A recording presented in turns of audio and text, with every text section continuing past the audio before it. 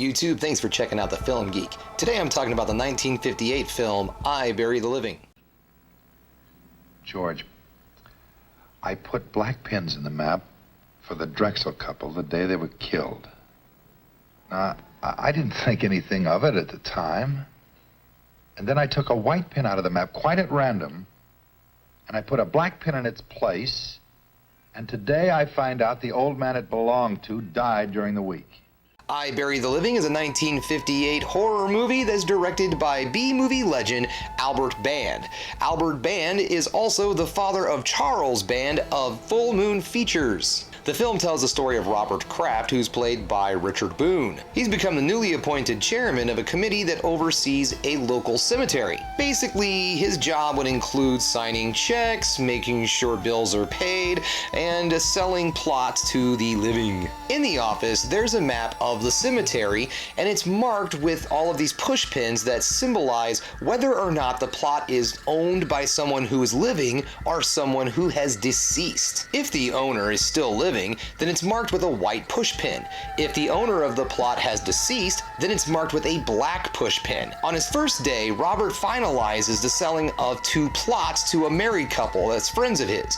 He then makes a mistake, and instead of marking the plots with the white push pins for the living, he ends up marking them with the black push pins, symbolizing them as deceased. The next day, Robert learns his friends died in a car accident right after he sold him the plot at the cemetery. Robert then starts to believe that he can decide who lives and dies by marking their plots with different colored push pins. I Bury the Living is a very surprising film. With a name like this, you would really expect something a lot sleazier and dirtier, but what you end up with is actually a very psychological, mind-bending film. Stephen King has even said that this is one of his favorite films, but he does criticize the ending a little bit, and I'll get to that. So what do I like about this movie? Well, much like Stephen King, I feel like this movie is extremely creepy and an amazingly good psychological horror film before you really had psychological horror films.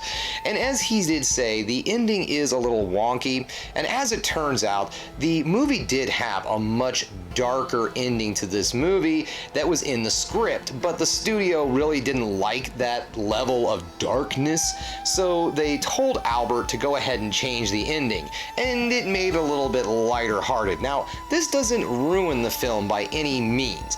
It actually isn't that bad. It's just a little off.